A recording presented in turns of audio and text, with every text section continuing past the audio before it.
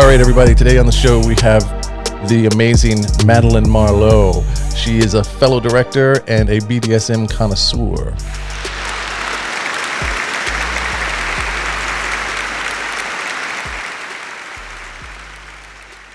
Hi, Madeline. Hello, JP. How are you? I'm actually not so bad, considering everything going on in the world. I'm doing okay. Good. It's so good to see your face. That's what I was about to say too. It's so nice that we haven't. This whole thing has kept people separated, and I haven't seen you, and it seems like forever. I've been kind of creeping on you online though. I follow all your stuff. I've been watching you. Yeah. You look fucking fantastic. Thank you. You know, the quarantine has been good for me. I don't know, reaching some like goals, personal goals myself, health goals, things like that. So I've actually benefited from lockdown in that way. That's nice. I was hoping for that, and instead I've gained weight, got a back problem, and drink more than I ever have. So. Oh, that's amazing. Well, I actually decided to, when lockdown happened, I was like, I'm going to quit drinking. I'm not partying. I'm going to, change the way that I'm eating and everything. And I thought it was a good opportunity to concentrate on that. So I don't know how I did it, but I did it. That's amazing. Because like I said, I've seen you, and you your body is transformed, and not that you've ever been, you've always been beautiful and amazing, but I've noticed you, and I was like, you look like, I was like, something's changed. I don't know if she's dieting, is she just more active? Because like you said, it kind of got crazy, and the world shut down, and everyone decided to go the opposite way, like me, and was like, let's just sit around and drink more. So. Oh, I like I'm going to grab those cheeks and Yeah. It's been a weird thing, transitioning, my, work and career and just changing, different trajectories. It's been difficult out there for sex workers. And I have a lot of privilege in this industry, and it's still very hard to shift and change things, during all this. Right. All right. So tell me about this, because it has been difficult. And I'm sure you've seen, and when we say sex workers, we're not talking about just pornographers. We're talking about sex workers in general. But with the pornography, you've seen that the industry's changed. People, this OnlyFans and Fan Central have given the performers control to the people, us that are in front of the camera, to go, we don't have to have the bigger companies. It's nice to still have them there when we need them, but I feel like it's empowered the performers more. But tell me more about just the overall in general, how it's changed and what you've seen. You mean since the pandemic? Yeah. Yeah. Well, I've seen one of two things. There's it seems stark differences, and and you said we're talking about sex work as a whole, not just pornographers. We're including escorts and doms and webcam models and everything in between. And so I've seen a lot of sex workers really exceed and excel, in the online sphere. Like you said, I've seen sex workers becoming more independent, not having to concentrate on, trying to get that next, gig with a company, really upping their game as far as their content creation, how they, their wardrobe, the set design, doing everything in-house and carving out a living for themselves. And it was sort of like a kick in the butt. Everyone sort of had to do that because of the pandemic. And I think that's amazing. We all should feel more independent. But then there is this other side where the transition to the online sphere is very difficult for people. And some, maybe they don't want to be in front of the camera. You know what I mean? Maybe being a little more anonymous and, pro doms, escorts, even strippers, not wanting to go online. And so it's been really difficult for a lot of people. And then throw in what's happening online as far as censorship and all of that. And it's just this really mixed, it's a shit show. Mixture of, it's a shit show.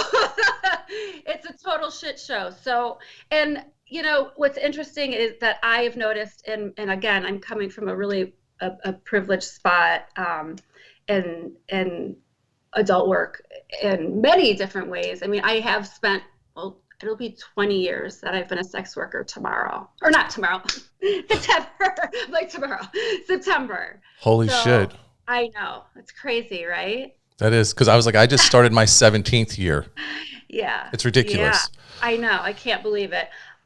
So I have obviously been busting my ass for 20 years, you know, to get that name recognition and whatnot. But it still it's been hard. So I forget, I lost my direction. No, it's good. I like that. And it's something that I think a lot of people I don't think understand. I don't think that people, and I say people, I mean general people that aren't sex workers or they're not closely related or listen to like a podcast about things like this, that don't understand that we are pornographers, so we make money or we make movies about what we're doing, but that doesn't change the fact that we're still doing the same thing that someone may doing as an escort, or even like you made the comparison, even as an exotic dancer, a stripper. We're all still using our bodies and monetizing off some type of sexuality. Yeah. And, you know, this fantasy providing on whatever level it is. And I think there's, even in our industry, there's well, I do porn, I'm not a hooker. And it's like, but you are. You might be at a different level, or not even a different level. It's lateral. It's not, there's not one higher than the other. There's, you know, it's to say, well, I do porn and I'm not a stripper, but I've also heard it the other way. When you talk to exotic dancers, you're like, hey, how do you feel about being in a movie? They're like, I would never do some horse shit like that. And I'm like, what? Breathe a little bit. It's like I said, I feel like it's lateral just because some of it's on film, some of it's behind closed doors, and some of it's on a stage with a pole. It still falls under the umbrella of sex work. Absolutely. I mean, the hierarchy is alive and well, and it only does a disservice to sex workers, you know, if we continue to perpetuate that sort of idea. And I mean, I don't, do you want me to get political in here? You can do whatever you want. That's why we're talking. I mean, if you really think about it as like, I mean, I'm urging my fellow sex workers to sort of break down that hierarchy, because again, like I said, it only does a disservice to us. And it's really rooted in the patriarchy. You know what I mean? It's men who have created that animosity between us, and, you know, who's better than the other. And it really, we should, that's what they wanted, for us to be arguing with each other and causing rifts between different types of workers. And so, I mean, we really need to get rid of that. In my own experience, as far as that, I have this really unique blend of experiences. So, you know, I started off as a webcam model in my career, you know, so, and I did that for many years. And then, of course, I worked with you for many years as a director for kink. And then, you know, I've dabbled in for a long time just clip sales and independent production and things like that, as well as doing touring across, well, the world. I've, you know, European tours, domestic tours, offering my pro dom services. Right. And so I have this mixture of all these types of experiences that, thankfully, because of them, I've been able to shift and move between them, especially during these wild times. But I have had many, you know, of colleagues or fellow performers, and, you know, who, you know, fans out there who, right, you're not a real dom because you show your pussy, your ass, and your tits. Real doms don't get naked. Real doms don't fuck. All of this, you know. And even in my, you know, my in-person sessions, I do a blend of full service and domination. So, right, I get really fucking a lot of feedback, and not in a good way, from, you know, fellow doms, escorts and whatnot, because they're like, well, if you do one, you can't do the other really well. And I'm like, I get out the blender and I'm like, yeah, bitch, watch me. I love that.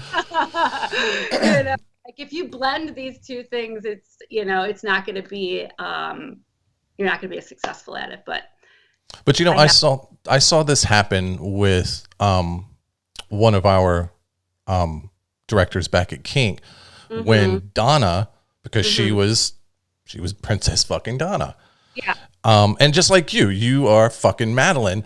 And when suddenly either one of you were to show a side of submission, people lost their shit. And a good friend of mine, a powerful femdom, came to me and was like, "Hey, you work with her? You're friends with her, right?" And I was like, "Yeah." And she was like, "What the fuck is Donna thinking?" I'm like, "What do you mean? What is she thinking?" She's like, "What is this submission she's doing?" And she's doing. I was like, and I know this person well enough, and I was like, You have that side too. All of us do. Just because I'm this big scary motherfucker doesn't mean that, I mean, you know me. I'd probably be the best service bottom in the world because I'm like, I just want to please.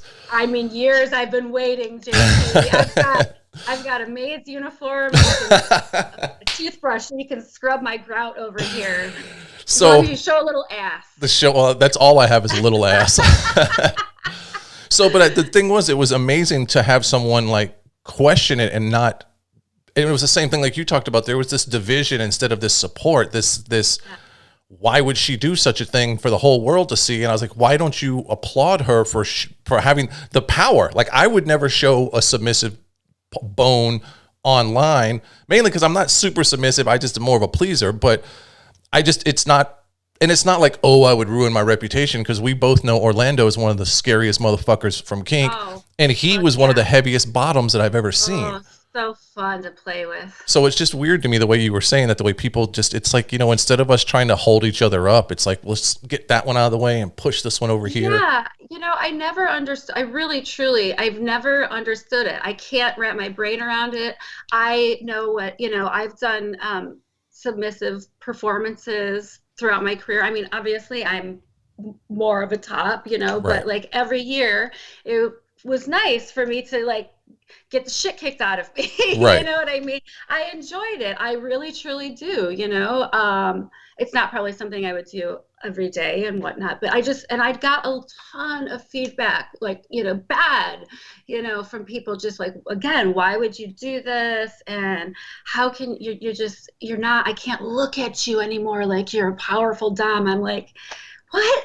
You should look at that and see how, like, empowering. And how hard I can get beat compared to you, bitch. You can never do that. I've never understood it. That's the thing that I've gotten, and it's always stuck with me when my friend came to me and we had a discussion, and then I saw the tilt, and she was like, "Okay, all right, I see what you're saying now." Yeah, and what were some of the things that switched her mindset into understanding why somebody would do something like that? I think it was the having her step back and say, this title is, and this was, I remember part of the conversation was that she had worked her ass off to be at a level to be respected as a top in this man's world, quote unquote, kind of bullshit boys club. And she was like, and she's earned it, and she's up there with the biggest and the best. So why would she step down? I was like, she didn't step down. She just opened up another door and showed another side. And I think having it step back and say she never stepped away, she never put her crown down. What she did was she stepped to the side and just showed you another part of her. And it kind of, I don't remember exactly how it went, but I remember I see what you're talking about. Because at the same time, this person had also enjoyed being a submissive quite often. Absolutely, yeah. So, and I think it was more of the letting the public see, pulling back the curtain, like in the Oz, it's seeing the wizard.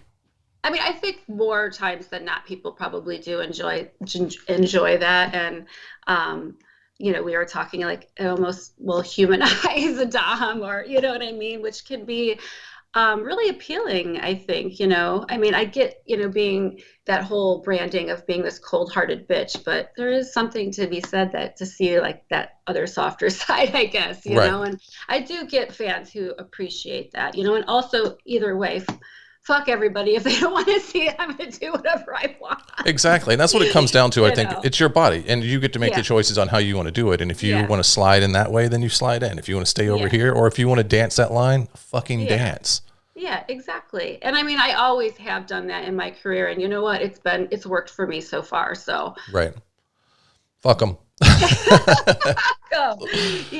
But I mean, as far as the hierarchy, yes, I wish that, I would feel some more support amongst, my fellow performers. And I do have a lot of that. Do you remember Naomi Banks? Yes. I just had lunch with her the other day, and she does this blended thing. She's, been hardcore pornography. She's done independent work, and she, does in-person stuff. And she's even talking about just all through the years how she's gotten so much shit talking from, within the industry because this blended work that she does, and because she doesn't define herself as one thing or another, and so it's interesting to see women like me who have these other, I'm able to transition into all these other positions, and I purposely did that because in times like this during the pandemic, it's like I'm glad that I have all those skills. Right. And it does come in handy because there's, believe me, doing this remote shooting that I've been doing. Yeah. Is it hard? I know. It's tough because, and you're the same way I am. You're a perfectionist. I mean, that's what put us all at the level that we were, is we were very adamant about things looking the way they were supposed to look and representing our brand as a person, as well as the brand we were, shooting for. And having people do things like use that camera instead of this camera.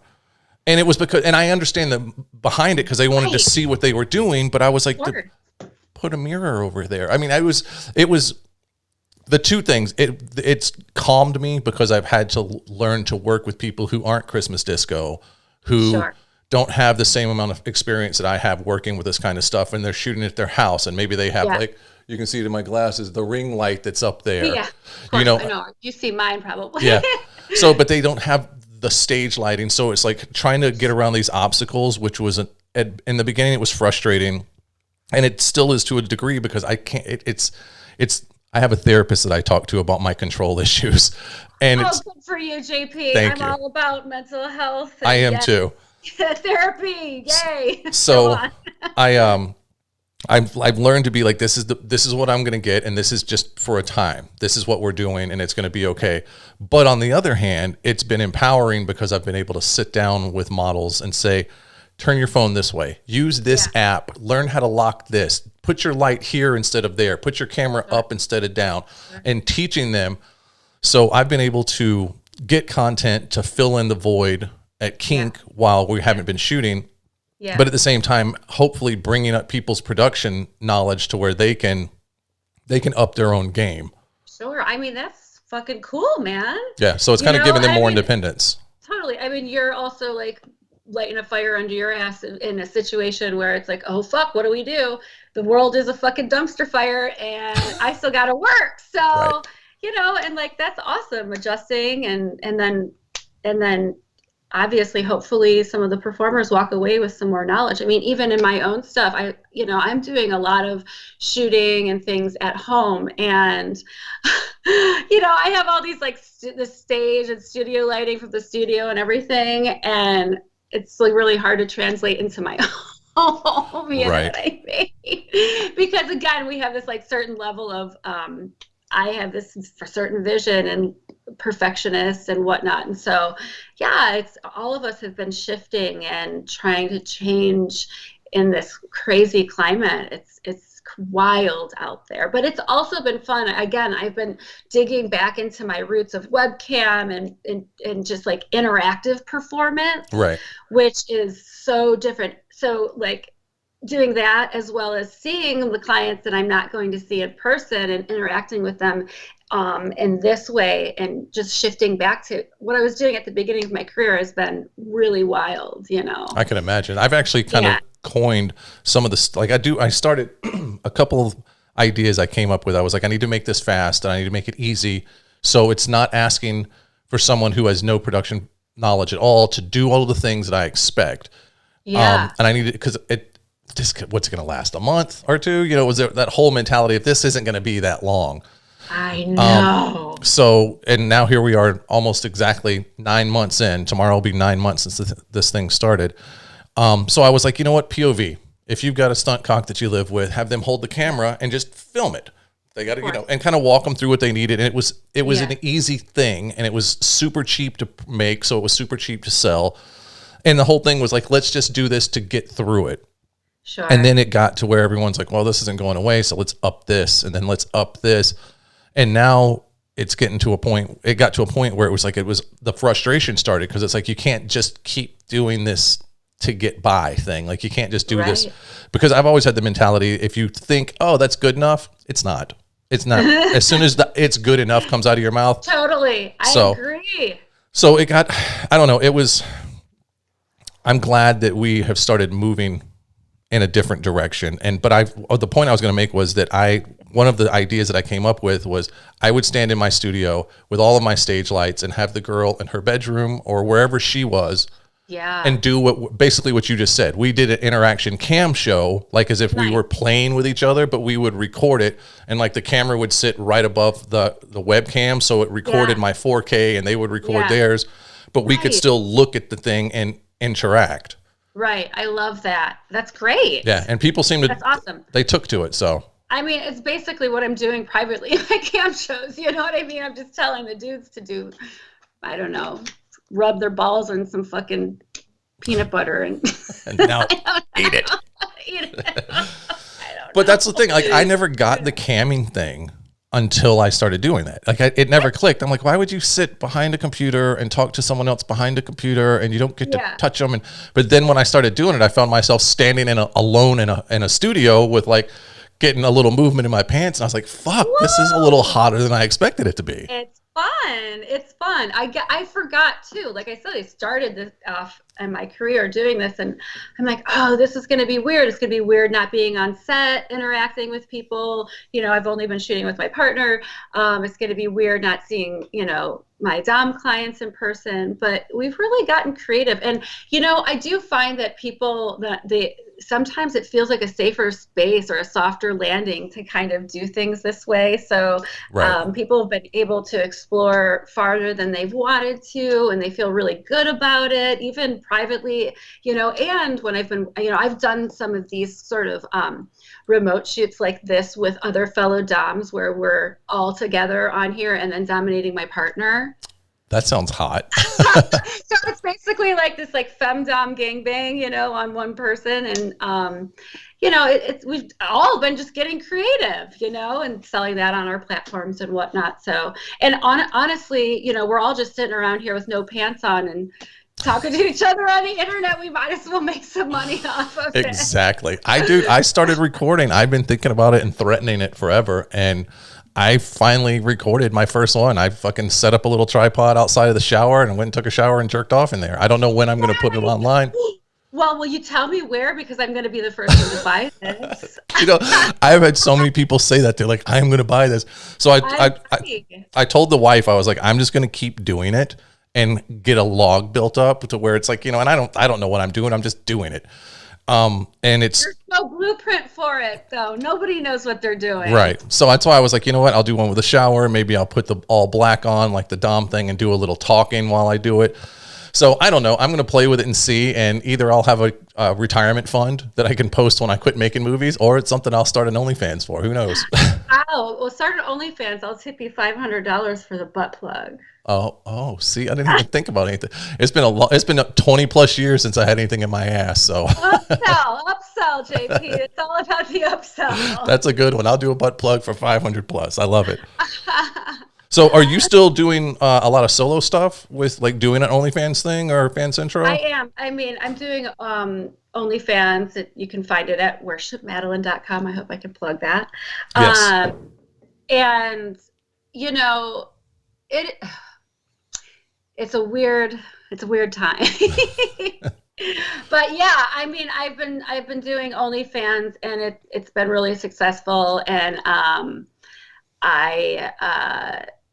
you know, there's so much going on out there. People hating on OnlyFans or all these fan sites, and you know, then there's the opposite side of the coin where people are really successful. And you know, with what's going on with, I mean, right now, you know, Instagram, TOS changing, and all of the just war on sex workers on the internet, it's fucking difficult. And even with OnlyFans, we're all worried that, you know, wake up one morning and I don't know, Visa's going to be like, nope, sorry. Or OnlyFans is like, nope, just fitness models. You know what I mean? And, right.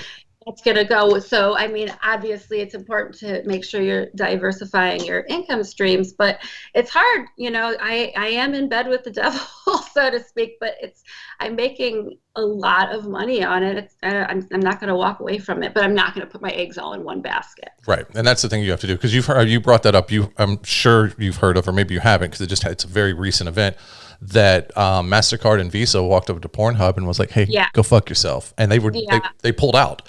Yeah, I know. I've been reading about that. Obviously, it's been a big deal all yesterday. So go ahead. Where do you stand on that? Do you think it's just because of the allegations towards Pornhub, or do you think this is a move to kind of eradicate all of us? I mean, I don't want to be all conspiracy theorists on this and whatnot. And obviously there is, so much history of Pornhub and, it's being problematic, and just the way that we have sex workers for so long have, all their stuff is being ripped on there for free, and they're not making money on there. But all of that aside, at the end of the day, I do believe that, removing these platforms, or making it harder for sex workers to be on these platforms, under the guise of, human trafficking, or, trying to solve that problem, is just a guise. It really is. I mean, consensual sex workers and trafficked workers, we both want the same thing. Obviously, we want all workers, whether consensual or not, non-consensual, to be safe. Right. And these rules and regulations and the censorship is only driving consensual sex workers and non-consensual sex workers deeper down into the darker web, where things get more dangerous. So yeah, I do believe this is, at the end of the day, it's just overall, people hate sex workers, and they want us dead. Well, they hate us, and they hate us in public. They hate us. Right. Well, of course, they hate us in public, and they jerk off to us in secret, and it's just ridiculous. You know what I mean? Because they're gonna also kill their pastime. But in all seriousness, it's also just going to drive the non-consensual, the traffic victims, deeper down into places where you're not going to be able to find them. Right. And that's the scary part, because and the thing that gets me too is that they being the overall public, the blinded, the sheep, to believe that because we make porn that we obviously are into sex trafficking. And it's like, do you not listen to anything we do kind of situation? Because it's like, we talk about, especially at kink, especially with BDSM play. I don't want to just say kink, because I've worked for other companies and I know people who've never, and it's always consent. Even when you do consensual non-consent, it always starts with consent. Exactly. So to have this assumption that we feed into the trafficking, or we are part of it, or there's even like, oh, well, there's agents that have all trafficked girls. And I'm like, no, there was that one dickhead who tried that bullshit, and I think he's in jail, or they're going to build one on top of him. I don't know exactly where it's at right now with him. Yeah, he's fucked, definitely. Thank God. Right. So it's weird to me that, and to assume, but I mean, I don't know. I actually follow one of what I call the enemy. One of my fans turned me on to him, and it's that, the porn kills love, or whatever those fucktards are. I know. I used to remember, I feel like when we lived in San Francisco, that I would see, they would have billboards like right by the armory, I think. Yeah, they did. And they have this thing, and it's a war on porn. And you've got people like Terry Crews, who seems for the most part like a pretty decent overall human, but because he could not control his addiction to spanking it, that he blames porn and says porn's bad. So now they've got this bigger name advocate, the same way that the anti-vaxxers had, what's her name? The blonde McCarthy. Right. And it's the same thing. Like, they have this big person now that stepped up and was like, porn is bad and porn is this. Like, no, it's called addiction, and you had it and you suffer from it. And instead of you owning it being your fault, you're going to, that's like blaming McDonald's because you're fat. I know. I mean, it's just a reflection of their own, what's bothering them on the inside. Instead of like promoting, a healthy sex life, better sex education for children that includes, actually talking about STDs in a non-threatening, scary way, condoms, pregnancy, anal sex, queer sex, Consensual everything, sex. consensual sex, BDSM, all of that. You know what I mean? Like what's been going on for decades and decades and decades is obviously not working, and placing fear in younger people, It's not the way to do around it. sexuality is only just, it causes all these issues and problems. And then we have, this dude and other people just, Well, you have porn kills, porn this, but it's because of they're reflecting their own shame around desire, and right. maybe if they had a better outlook about it, a healthier outlook about it, they wouldn't have to go on these crusades like Right. that. I mean, it starts there, education. I mean, that's been broken since the beginning of Right. sex education. Well, I think I feel like that's where most homophobia comes from. Yeah. Is this uneducated, or shame, especially I think shame, because you have a parent that raises you that my kid isn't going to be a whatever derogatory slur. Yeah. And then they're like, well, yeah. But wait a minute. I think sucking cock sounds great. And it turns me on, but my family would disown me. So now I feel shame. Therefore I lash out and hate the one thing that I truly want to be. And I'm no psychiatrist, but or psychologist or whatever, but it's like, that's where I've seen most of it root from, is because it's been taught out of ignorance or shame coming from someone else. So it's like, how many closeted men, because it's definitely the toxic masculinity attitude that's caused, that I've seen more than anything. So how many of them have gone through their life closeted and hated what they truly were to try and get through it? And thinking about it like that, like that's scary as fuck to think that many people have gone through their life in the closet and unhappy.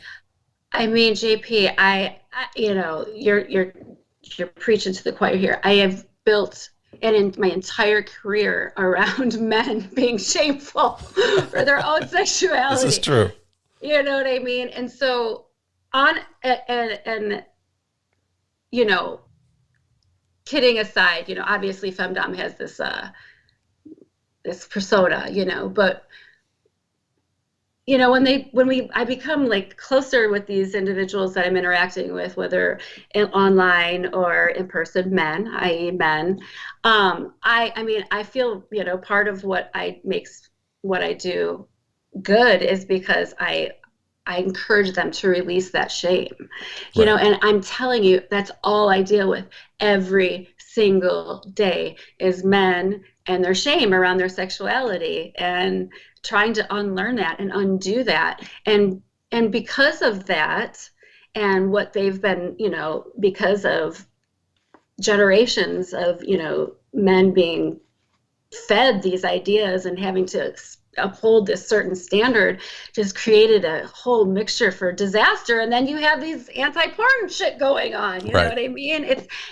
But then they're still coming to me, at night when their wife is asleep, to talk about how I wish that my wife could understand this about me. I wish that I could express this, side of me, whether it is sucking dick, whether it is being submissive, whatever, kinky things you want to do. You want to stick your dick in a watermelon, then whatever. I don't care.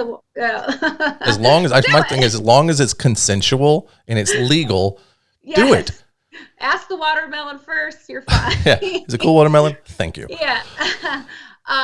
So, there's that. And so I agree with you. I see it every single day, and it's a shame. It's shame to be so shameful, Right. So is it empowering for you to be someone to be able to help someone fix themselves? Does that empower you in like a positive, like not a dommy way, but more of like just as a person to be like, holy fuck, I actually helped that person transition into what made them happy? Yeah. I mean, it is a highlight of the work that I do. And, I mean, when I've had, men send me actual written letters, long written letters after, we've spent time together, online. I mean, a lot of it's based off online, and a lot of it's based off like the movies that I made at Kink, and just about how their life has completely transformed Right. because of the movies that they've seen, because of, you say the consented interviews that we do before uh, our movies at the end, all of that. And so, I do derive a certain level of pleasure. And then, in a world where sex workers, we don't get really, awards for, doing a damn good job. I mean, obviously there are awards, but, Right. you don't get, there's no get raise or someone pat you on the back or, hey, you did a good job today or anything like that. Right. So when you get feedback like that, it's nice. It's nice to know that you're making a difference and whatnot, because people, in the world talk about shame and everything. No one would ever think about being, wow, sex workers, you're doing a damn good job. Right. You're doing a damn good job. And we should, we are doing a damn good job, but you don't get that. So. No, you only get the ridicule and the you dirty whores and you demented men and whatever, you perverts. And it is like, I saw something recently. I think he's a mutual friend of ours.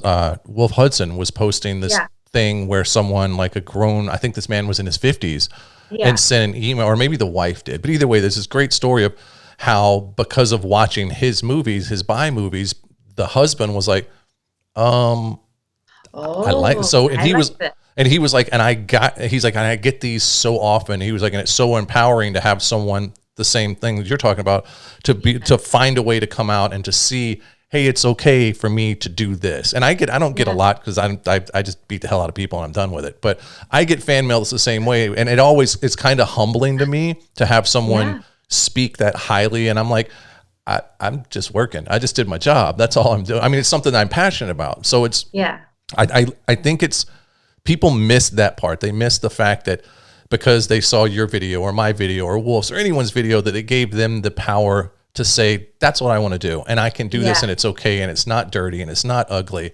Yeah. Yeah. I mean, I guess we're trying to teach people to unlearn that shame, one person at a time, really. Right.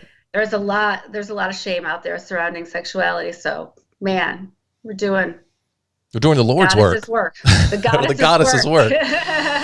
Are you on TikTok? You know what? I'm not. Is that awful? No, because I'm on there. The only reason I'm on there is I started one out because of my kid. It's the thing with the kids. So I started one, and it's under the same private Instagram that I have, I think, that you follow for my family. And then one of my fans was like, have you seen this? And they sent this to me like on Instagram or something in a DM. And there was this fucking viral post on TikTok of this girl who shows some image of that shithead from 50 Shades of Turd.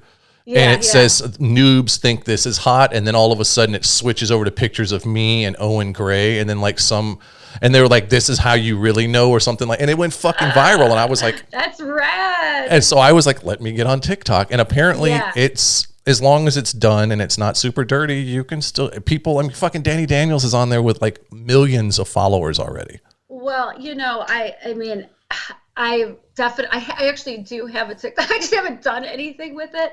And I mean, who knows? I might have to move over there, because again, like, who knows where my social media is going to be day in and day out, like whether it's going to exist or not is, it's a crapshoot as of right now. Right. But so with that viral thing, what I saw was there was like thousands of comments, and there was, the dude with the tattoos, which obviously was Owen, or they would say the first guy or the second guy. And then there was always what was the thing they would say? Oh, the dude with the glove hits different. And I was like, cause that's the thing, it hits different now.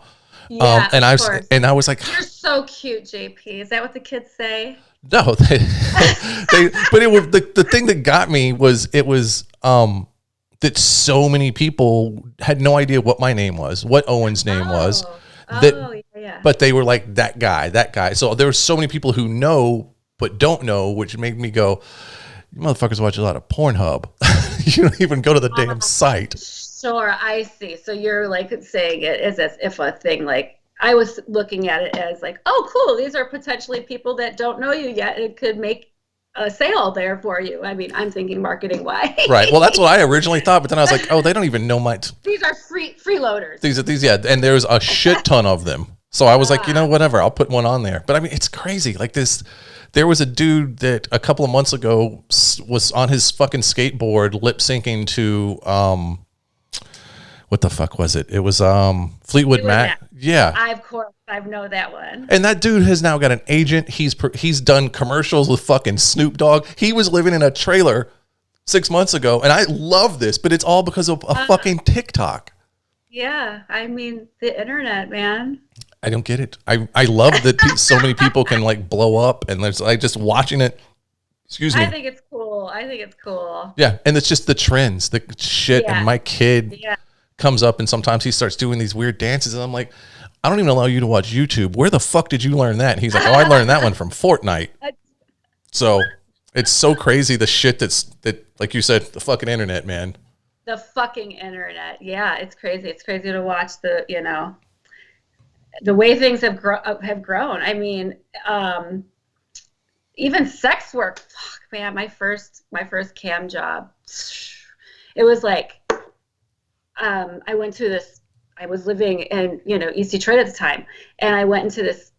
It was just like some unmarked building, and we would cam from inside this unmarked building, and the internet was so slow then, and so basically you would be moving like this, right? And what you were saying, they would even be able to call a landline to talk to you while you were like fucking your ass, or like sometimes I'd be fucking my ass and eating a hamburger off the side. They could call you on a landline, and they'd be like, you'd realize that the feed was like 5 minutes behind, so you would talk to them, but they were seeing, it's funny. So yeah, things have come a long way. Yeah, because I mean, fucking 20 years ago, that was basically still dial-up for most of the country. There was probably some of the country that didn't even have dial-up at the time. Yeah. It was crazy. It was interesting to do that back then, and I would have never thought, I don't know. I just could have never guessed that I would still be doing webcam this day. And not that it's a bad thing. I mean, I'm just going to say this. Also, sex work has been a really good choice for me. Right. It's been a really good career. Like, I can't complain. I mean, any job is going to have its ups and downs. Any job. Right. You know what I mean? And that's the other thing that pisses me off, is that sex workers don't have any space to complain about the job like anyone else, a waitress or any, you know what I mean? Oh, fuck that customer, or tips were low today or anything. But, the world doesn't give us any space to have any complaints about our job, no matter what sector of sex work we're in. Because as soon as we complain, it's like, well, maybe you should have considered not doing sex work. It's your fault because you're doing sex work. And that's bullshit. It's just bullshit. Yeah. Because God knows we have to sit and listen to everyone else talk about their fucking cubicle job or their whatever job. And you know what? It's fucking, I bet that cubicle job sucks. And I bet you it's exploited as fuck. You know what I mean? I say that all the time. Like when I talk about on the podcast and we talk about like, maybe this happened or whatever kind of, if something's going on, I talk about it. And as soon as I get through telling the story of whatever, maybe harassment or someone crossing a line or someone being a douche, and I say, just for the record, it's not, we'll talk about it because we're in this industry. You don't talk about it, but I guarantee you Susie or Hank or somebody has been fucking complained and ratted out at HR and has a fucking file a mile long. It happens everywhere. We're just the only ones that talk about it and get put under a microscope because we talk about it. Of course. Exactly.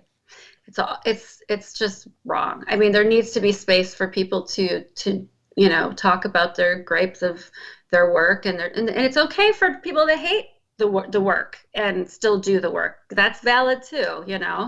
And that's most of the world, I think. Most people hate what they do, but they have to do it. Totally. Absolutely. And I mean, sex work, I have to say, it's just, for me, I'm lucky in that sense. It's been a really good choice for me. And not to say there hasn't been moments that I don't hate, or that I haven't complained about my job, or I had a shitty day, or a shitty I failed at some marketing thing, whatever, you know what I mean? It's right.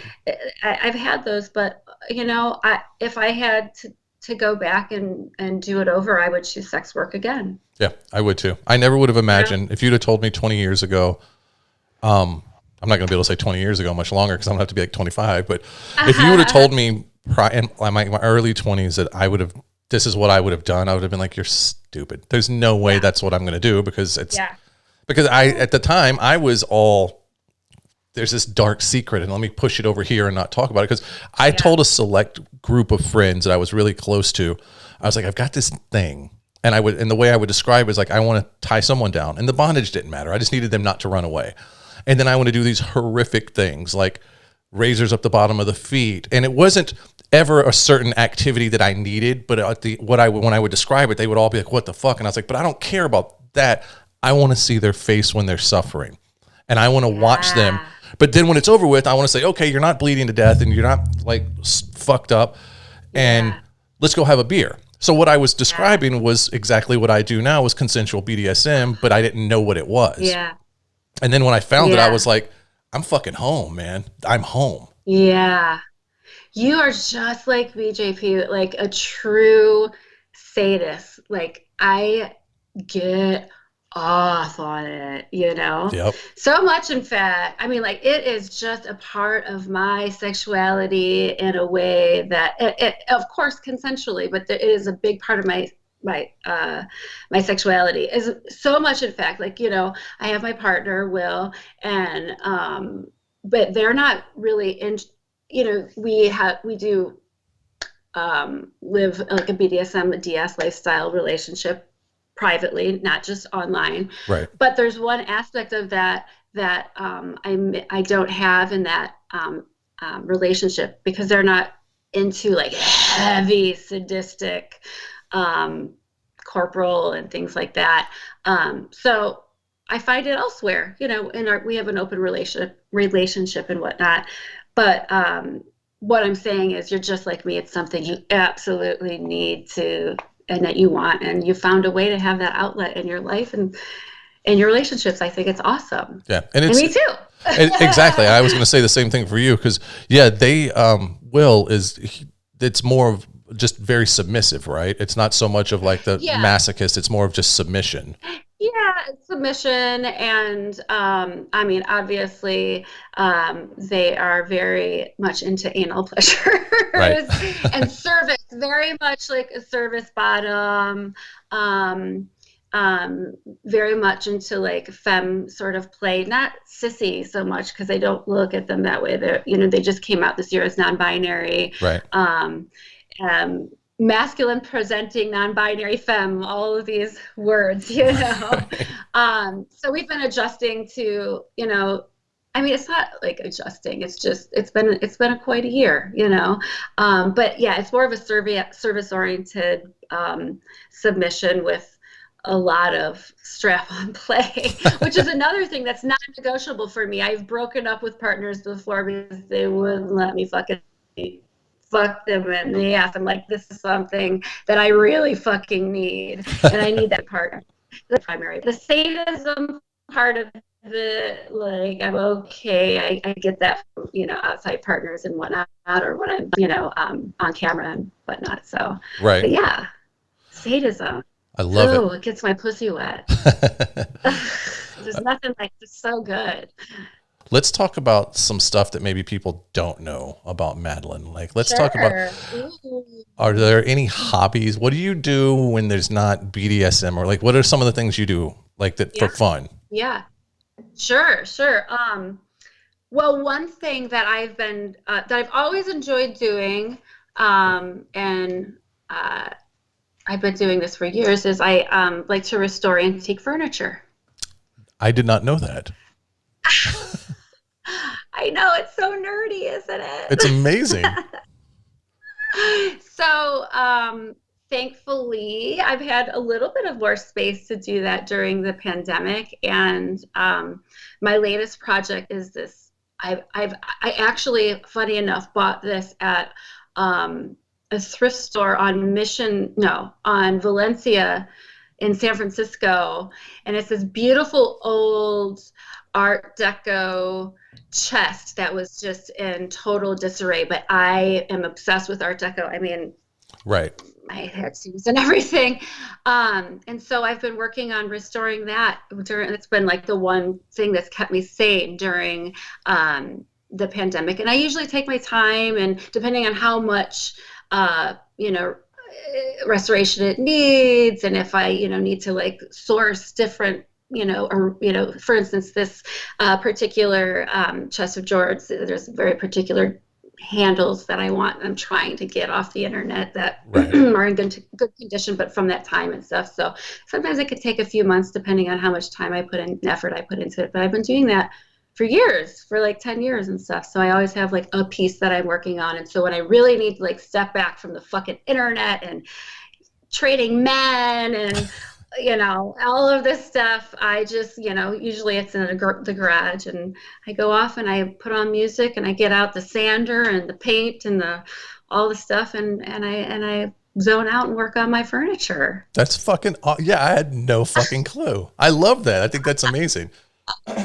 Yeah. So that's, we moved into a new house. We bought our first house. So I'm a big boy now. I'm all grown up. Congratulations. Thanks. Look at you. I didn't know. When did you guys do that? Right at the beginning of the pandemic, because we were like, Way to go, JP. My dad came out to visit, and we had been talking about, let's just look around. And that's all we were going to do. So we started looking, and then the look turned into, oh my God, we could actually afford this place. And then the world shut down, and we were like, it's not a big deal. We're going to take all of our money and put it into this down payment for a house because we're going to go back to work soon. Well, so anyway, we moved in. Here we are. And we've got this amazing master bedroom with the ensuite and all that shit. But there's this arch, and there's no door that goes into the bathroom. There's the toilet closet that has a door, but like the rest of this big bathroom is open. And I'm like, I don't like getting out of the shower in a fucking cold room. So Vegas is like that. The houses can be like different and strange here. Yeah. So we started looking at solutions because it's an arched door, and I'm like, I'm not going to buy a Hobbit door and have it installed, and it's going to be customized. So I started. We were like, and I never thought, after all the HGTV that I watch, I was like, I'd never thought when I'd see barn doors that I would have one in my house. But then I kept looking at them. I built one. That is dope. I built I spent $35 on the hardware. But I was like, I blew my own mind. I was like, I can't believe I built this motherfucker. And there was like, oh, but you build stuff all the time for work. Well, yeah, but a barn door was like, it has to be square, and it has to be, and the angles for the little, it was weird. So that was something that kind of took up a little bit of time. But then there was like, we needed this piece of furniture to fit in this space because the bedroom was so big. And I was like, well, I've got the wood's still here because it's the big wooden set that I have, the sides were made out of this really nice 1x. So that's what I built the door out of. And then I built this custom fucking table just so we had a place to put a fucking clock on. So amazing. Yeah. So I turned into that's what you've been doing. Yeah. That's been like kind of fun stuff that I've done to kind of keep my sanity, to where I needed to go do something. And like as soon as you said, go in the garage and turn on music, I was like, I know that feeling. That's like the best thing in the world. And I hate now that we don't have a project. I'm like, I need something. Cause now I'm trying to slowly direct the ivy that grows on my house, like up to a balcony. Oh, cool. So it's like, I've got these weird OCD habits that I'm into now. So, but it's keeping me sane enough. Yeah, no, totally. I mean, we've all kind of shifted it's good. Like everyone's been talking, like slowing down and just kind of reassessing things that are important. And it's been nice to be able to pick up my hobby and work on it a little bit more. And because it is the only thing that's been keeping me sane during this time, amongst, trying to just hustle still, you know what I mean? So furniture, antique furniture is my jam. I love that. Do you sell it? Can anybody buy it from you? I haven't. All the pieces that I've acquired, I bought for myself because they all have like some very special meaning to me in, some way or shape or form. And so I haven't sold anything yet, but that's a good idea. Maybe I should. They're loving projects. They take a long time for me to do, and I'm still learning. I mean, there's a lot of Google involved, you know what I mean? Right. As far as when I come up with a problem and just wanting to, restore it to its, original glory and doing it the right way. So, right. And that's the key, is doing it the right way, because anybody can half-ass it. Yeah. So what do you think as far as like if the pandemic were to end tomorrow, because at some point we're going to move back to some sort of normal life, Do you think, let's hope anyway, do you think Yeah. that you will go and like start a site and it be like a pay site like the traditional way, or do you think you're just going to keep moving in more of the OnlyFans kind of thing? Yeah. Well, so I am definitely not going to continue. I mean, I'm going to continue my OnlyFans, because, I have put a lot of effort into it, especially during the pandemic. And I mean, that revenue stream is uh, very solid. So I'm not going to Right. stop doing that, of course, and until it goes away. I mean, I'm sorry, but it's going to go away. It's going to go away. One day we're going to wake up and it's just, there's no Right. question about it. It's gonna be gone. You know what I mean? So, yeah, that's I have so much stuff, many hours of mostly femdom content in the can, and I mean that is the goal. I think the best way to protect myself is to have a standalone site right now. I mean, Right. and that is the goal. Obviously, I'm going to feed the beast during with fan sites and clip sales and my cam shows and all of that. But I mean, ultimately, the way that I see it right now, to be 100% certain and safe, the goal is for a standalone website. And even then, it's like, I mean, I like to kind of not freak out when these new changes happen, but even then you have to worry about, like, is this your host gonna drop you, and what happens with Visa, MasterCard then? And Right. but as far as like a harm reduction sort of approach, I think ultimately that's my best bet. Yeah, I agree with that. I unfortunately, and knowing that you've been around as long as you have with doing this stuff too, is we've seen Yeah. it. It's happened so Yeah. much. These things have shown up and everyone's like, fuck yeah. And then they're gone. Yeah. Yeah. I mean, do you Yeah. remember when, what was it? Was it PayPal? When they Yeah. used to be able to use PayPal to sign up for Kink or any other Yeah. site. And Oh, then yeah. they bankrupted several people, several companies I knew in LA because they were like, we're not paying you. We found out you're sex workers, and they just refused to pay out that last payment. And they're like, that's thousands, if not tens of thousands of dollars that they just were Yeah. like, fuck it, you broke the terms of service, so we're keeping your money. And Yeah. watching It's these just, companies that were legacy sites that had been around for yeah. a long time that just Yeah. folded because they didn't have Yeah. the revenue.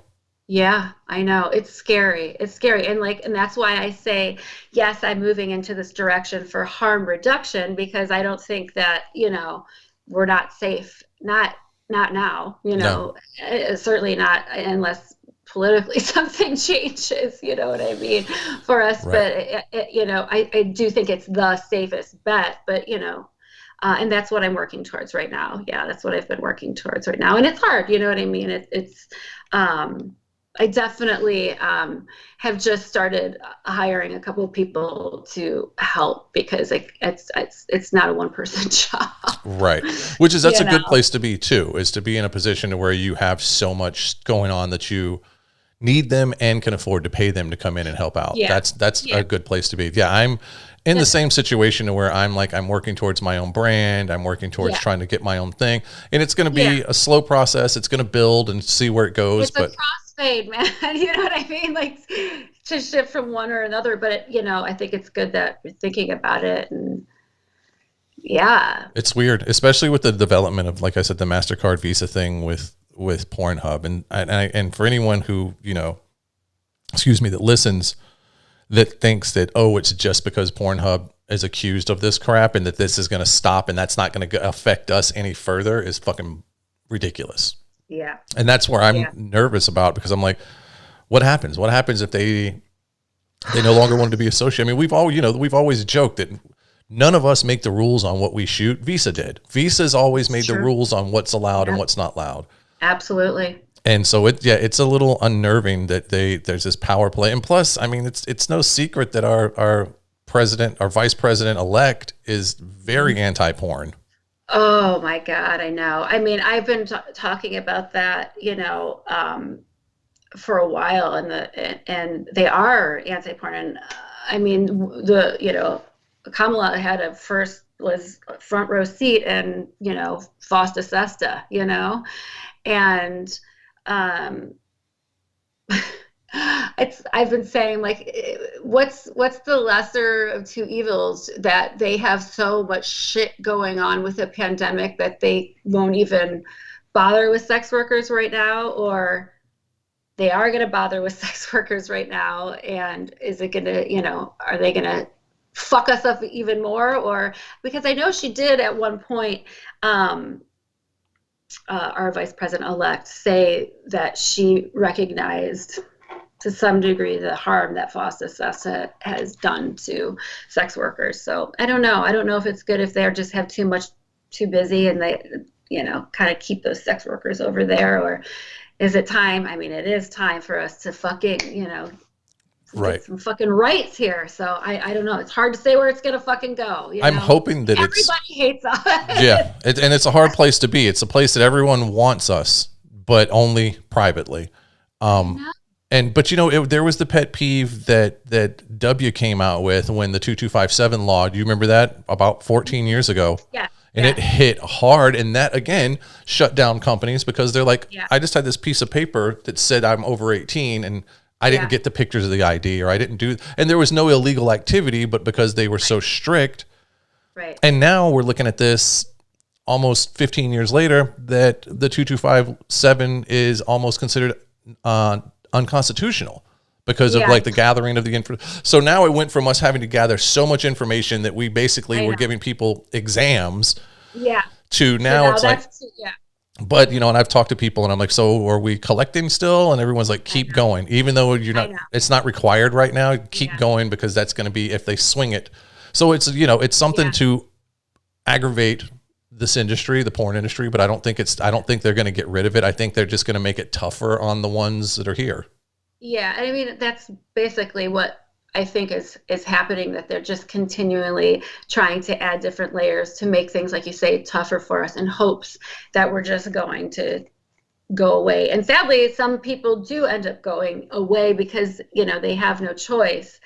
And then, but we are resilient. Look at us. We keep carving ways out in the internet. Sex workers are always at the forefront of technology, and we build these platforms up. We make them successful, and then, they drop us. So, I mean, I wish, in a perfect world, and I individually, I try to encourage my fans to do this. And what really needs to happen is that, which, I don't know if this is going to happen, but I try to encourage the fans, the regular people, the civilians. It's like, don't be shameful of this, first of all. And second of all, you need to stand up for our rights and for your rights to be able to consume this content. Right. You want between two consenting adults. Like, this is insane, and the only way that you're going to be able to safely, consume these sort of things is if, first off, the censorship needs to be stopped. And of course, age verification is great and everything, but just kicking us off completely offline under the guise of sex trafficking is just, is not going to solve any problems. And I wish that the people that are consuming this content could speak up a little bit more, and they need to, you know what I mean? That's the only way, because no one's going to listen to sex workers. I mean, it's not the only way, but, be an ally. Right. Because it goes back to what we talked about earlier too, is the shame. It's now you're admitting that you watch porn, that you're a consumer, and that's a hard thing. But to segue into this, I don't know, you're kind of like me too. I think you listen to a lot of different music. Are you familiar with that hip hop kid named Tyga?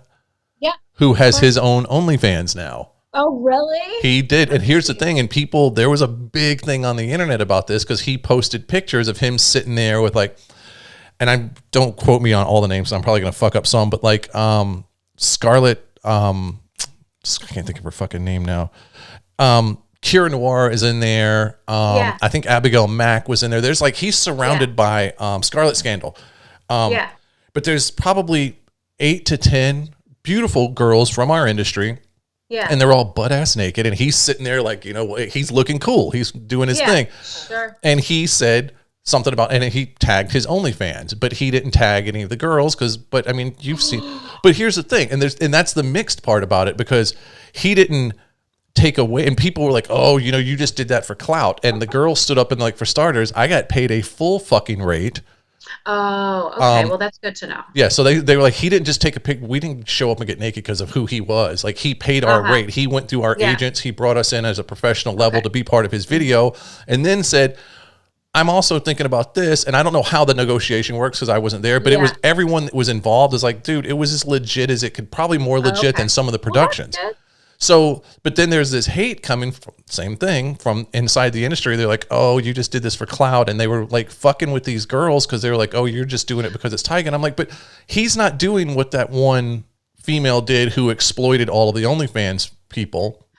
Yes. He's Oh, actually, yeah. apparently he's pulling out his fucking schlong and showing it to the world on his OnlyFans. So I'm like, dude, get it. Fucking get it.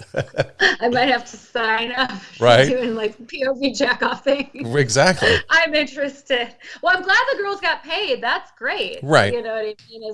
That's cool that they got hired and that they got paid and whatnot. What was your question? No, How it do was, I feel about like celebrities yeah. How do you doing feel that? about celebrities who do it in the right way where they're like, cause he's promoting and not by tagging them, but bringing them in, and because it helps him, but it's the same thing as doing a shoot opposed to the one girl, and I can't remember her name. She was like, I'm going to go online, and she had like 1 million subscribers show up and pay this ungodly amount of money for her to show her tits, and then it was Yeah. like, so where do you stand on celebrities doing it like Yeah, both of them? sure. Well, obviously, I'm always happy to hear that, adult performers are getting paid their full rate for work such as that, as they should. So Right, that's a really great start. And uh, the only thing that, if I want to play devil's advocate here is that, uh, you know, um, between sex workers, when people are, promoting within the industry from their fan sites, it's always, you know, they do end up tagging the person. It's kind of a shout out. It's kind of an unsaid, right, um, just honor system. You know what I mean? So, right. do I care? Well, if the girls agreed to it, they got paid the full weight and they feel great about it. That's cool. Playing devil's advocate. I'm just curious on why was he opposed to tagging their names? That's Right. all. And I don't think it was opposed. I think it was because there's some of these sites I'm actually. sure there's somebody managing him telling him to do that. Well, yeah, there may have been too, and I don't know one side or the other, but the girls, every one of them were involved. Were like, and one of them actually replied and said, "Hey, just in case you forgot," and said to him, "Just in case you forgot, here's all the girls," and then they tagged them. Okay. And okay. then I don't remember how it went from there, but it was very much, it was coming from his camp. The way I understood it was by no means was it to smug anyone or to like not include them. It was more of, hey, here's a picture of me from my OnlyFans, and I just happen to be Yeah. surrounded by these beautiful women, kind of Yeah. thing. Because at the end of the day, I feel like his name can probably pull as much, if not more, than most of the people in this industry because of who he is. Sure. So, Yeah. but like I said, then there's the one who basically took full advantage of the situation. Oh, yeah. And I mean, is she even on the fan that anymore? Probably not. No, I think she quickly got the boot, and then there was a hesitation Yeah. about anyone else doing it.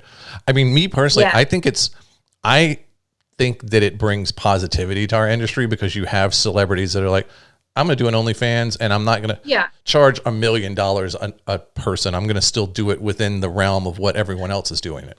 I mean, as long as it's within the realm, I don't, I mean, it's an open, it isn't an adult. I mean, at the end of the day, like if we're just looking at it at basics, it was never intended to be an adult site as far as, the way Right. that they promote it, you know what I mean? And so but like most things, sex workers are what made it famous.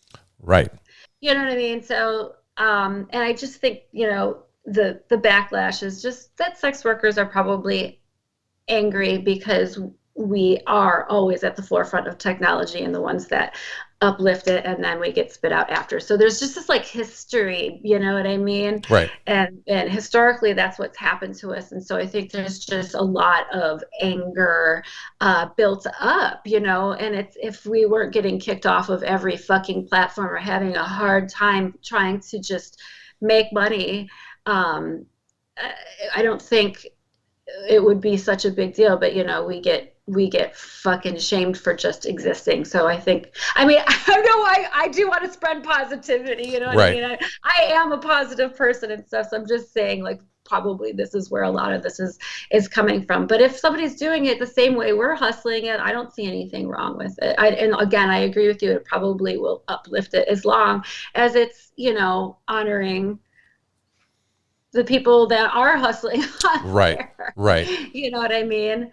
I just think it's the right thing to do. I agree. I agree And be 100%. conscious about, your privilege and your power, and just do things the right way. That again, I think it is uplifting, and doing things that way would be positive and uplifting, as opposed to whatever this other experiment that she will go unnamed is Yeah. done. You know Right. what I mean? Like I say, I don't even want to give her any power. But then you've got on the other hand, what you were saying earlier is you've got people in our industry who are getting things pulled down all the time. And they're like, there's a girl sitting there wearing not see-through, a very solid color that covers the nipples, covers the front, and it's clear that they're having it. But then you've got Miley Cyrus, who just did this Rolling Stones thing where you actually see part of the areola, and it's like, we're getting kicked off because our girls are wearing fucking bikinis, and there's, or the fucking, what's the big titted K girl, Kardashian, they're showing full. How is it that they can do it? And the thing that gets me that you said is, you're in a position to make a difference, to stand up and say, hey, this is bullshit that you're letting me and not them. But people are so quick to want to use their privilege until their privilege is possibly threatened. And suddenly it's like, well, we'll take you off Instagram. And they're like, well, you know what? I was just playing. I didn't really want to be with them. Yeah. And that's the part. It's totally. And things are about to unfold here in just, I think it's like 8 or 9 days, because Instagram just changed their TOS again.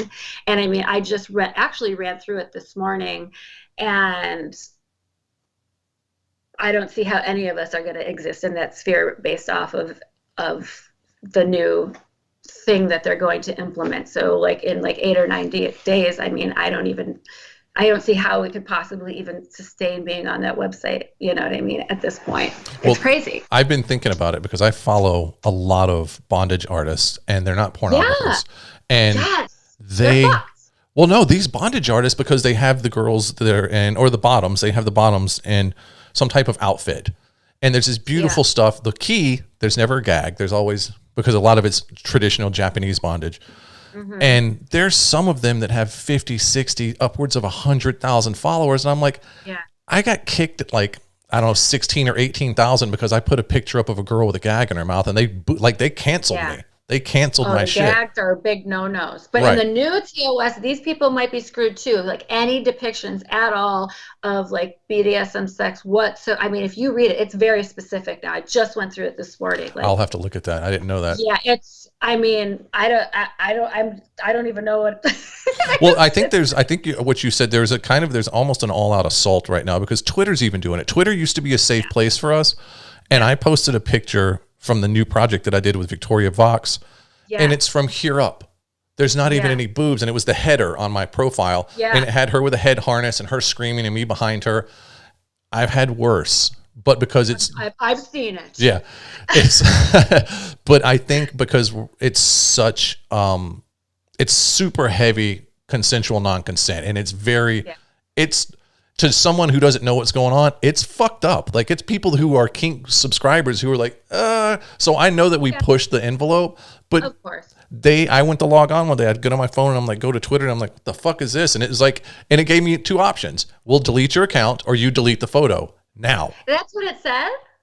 I wish I would have screen grabbed it, but it basically was like, this account has been suspended. If this photo isn't deleted, we delete your account. Okay. And I was like, okay. And I was like, all it had in really big letters, all highlighted in blue, was delete now. So it was, I either deleted that header, or they were going to delete my fucking account. And I'm like, I don't know. I'm sneaking up on 20,000, which is a thing for me. Yeah. And I'm like, I'm not going to lose this branding because you guys are fucking threatening me. But like, if they're coming down on us, I'm going to have to read the Instagram stuff. You should read it. I've had to like I mean, I've definitely become more tame, but even now, after reading this new TOS, like, I mean, I'm pretty much gonna probably have to start just delete everything, I guess, and then just wear turtlenecks and say hello. Yeah, just smile. And every morning, hello, with my turtleneck, and then hope that, I guess, they find me on the internet elsewhere. I mean, at this point, I really, and you know, it's sad because I whether you love it or hate it, in all aspects of my, you know, all my revenue streams and different things that I do within the industry, I have gained a lot. I've made a lot of sales or marketed a lot of my offerings on Instagram, and it's been successful that way. So yeah, and that's gonna go away. Yeah. I think something that I've been thinking about too is because there's a lot of fans, and I know you have the same thing. They have their account just like we do. We have personal accounts and we have private account, or we have public accounts. Right. And there's a lot of fans who have this thing, this alter ego that they don't let any of their family or friends know about, so they can follow us, so they can still be dirty. And I think with Instagram and Twitter possibly, or any social media, that instead of it being Madeline Marlowe, it has to be, you know, like super cute gray hat with a little pink button and that shirt. Like, you'd have to come up with this very weird, obscure handle that no one's going to say, oh, it's Madeline. But then you'd have to come up with the same email, so they can't link it to you. Right. But and then where, like, what am I doing online? Like, where am I? I mean, you know, I love interacting and seeing my friends and whatnot online, but ultimately it's a marketing avenue for me. You know, it's about work, you know, and so at that point it's scary. I was just texting with some of, you know, I'm in a lot of different sex work groups and whatnot, and you know, people are freaking out. It's scary out there. Yeah, people are freaking out. Motherfuckers, all of them. I know.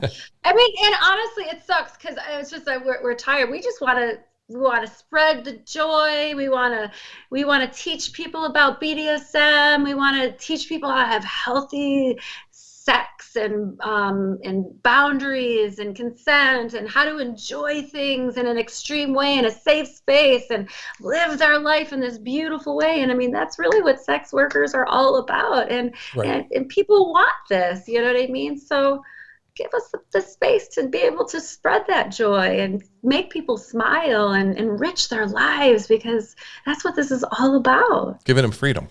Sexually freedom. Yeah. I mean, there's nothing better than being sexually liberated and free. And I mean, sex workers are a great people to come and learn about that. Right. So hopefully one day we'll get the respect that we've got coming. Yes. I think I'm going to wrap it up unless you got something else you want to talk about. You good? That's great. I'm good. All right. I'm going to two things, and then once I sign off, just hold on and I'll end everything. First, let's if you could give any advice to someone coming into the industry right now, male, female, non-binary, whatever, if you could give advice to someone getting into the industry right now, what would you say to them? Yeah. You know, it's so funny. I've over the years, people have asked this question to me many times, and the interesting thing is every single year, every couple years, the answer changes, because this industry is constantly evolving. I mean, week to week, month to month, year to year. So right now, if somebody was coming into the industry, you know, the climate has changed so much, and I would concentrate on you independently and your brand and what that brand is. And I would do it really, really well, carving a niche out for yourself. Get yourself some lights. They don't have to be expensive. Learn a little bit about some 3-point lighting. Get yourself a camera. It doesn't have to be the best camera. Start shooting, trial and error, throwing stuff out there in the world, carving out a name for yourself. Then if you want to shoot for a company, if those things are still happening even, then use that as marketing. But I mean, the climate right now is all about independent producers and independent models. And I mean, despite everything going on right now and the war against sex workers and all of that, it is still this time in history in the adult industry. There's been no better time for performers to create their own business and make it successful and sustain it. Yes, we have a lot of work to do because of all the things that we've been talking about before, but build your brand, utilize all the tools and the resources that are out there. Educate yourself. It's all there on the internet. Don't be afraid to fail. Don't be afraid to bumble through your first shoots, lights, cameras, all of that. You'll learn and it'll be great as long as you are consistent. That's awesome. That's good. That's a new one. People they kind of go around it with different things, but that's a good one. And lastly, I will say, plug all of your stuff. Tell everybody where they can find you on social media. Tell them about your sites. Tell them everything that you want to plug. Cool. Yeah, sure. Well, you can still find me on social media as of this morning. Both on Instagram and Twitter. It's both the handles are the same. It's at Maitressem, MAITRESSEM, and you can interact with me on my website and find out all the things that I talked about with JP, all my new projects, and all the content that I'm shooting at worshipmadeline.com. worshipmadeline.com. That's such a fucking good name. That's such a good name. Yeah. Very simple, very to the point. Alrighty, so hold on. I'm going to sign off really quick and then we can chat for a second. All right, you were amazing. It's so good to see you. It's so good to catch up with you. And until next time, bye everybody. Love you, JP. Love you too.